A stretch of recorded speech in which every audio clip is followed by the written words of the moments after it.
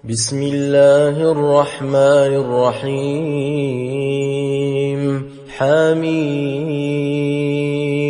والكتاب المبين إنا أنزلناه في ليلة مباركة إنا كنا منذرين فيها يفرق كل أمر حكيم أمرا من عندنا إنا كنا مرسلين رحمة من ربك إنه هو السميع العليم رب السماوات والأرض وما بينهما إن كنتم موقنين لا إله إلا هو يحيي ويميت ربكم ورب آبائكم الأولين بل هم في شك يلعبون فارتقب يوم تأتي السماء بدخان مبين يغشى الناس هذا عذاب أليم ربنا اكشف عنا العذاب إنا مؤمنون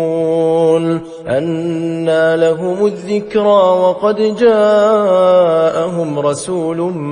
مبين ثم تولوا عنه وقالوا معلم مجنون إنا كاشف العذاب قليلا إنكم عائدون يوم نبطش البطشة الكبرى إنا منتقمون ولقد فتنا قبلهم قوم فرعون وجاءهم رسول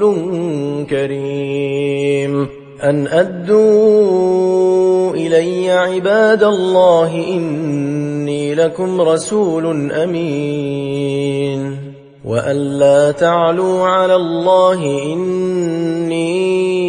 آتيكم بسلطان مبين وإني عذت بربي وربكم أن ترجمون وإن لم تؤمنوا لي فاعتزلون فدعا ربه أن هؤلاء قوم مجرمون فأسر بعبادي ليلا إنكم متبعون واترك البحر رهوا إنهم جند مغرقون كم تركوا من جنات وعيون وزروع ومقام كريم ونعمة كانوا فيها فاكهين كذلك وأورثناها قوما آخرين فما بكت عليهم السماء والأرض وما كانوا منظرين ولقد نجينا بني إسرائيل من العذاب المهين من فرعون إنه كان عاليا من المسرفين ولقد اخترناهم على علم على العالمين وآتيناهم من الآيات ما فيه بلاء مبين إن هؤلاء ليقولون إن هي إلا موتتنا الأولى وما نحن بمنشرين فأتوا بآبائنا إن كنتم صادقين أهم خير أم قوم تبع والذين من قبلهم أهلكناهم إنهم كانوا مجرمين وما خلقنا السماوات والأرض وما بينهما لاعبين ما خلقناهما إلا بالحق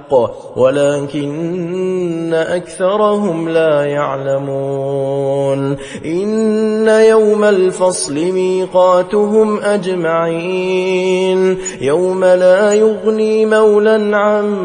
مولى شيئا ولا هم ينصرون إلا من رحم الله إنه هو العزيز الرحيم إن شجرة الزقوم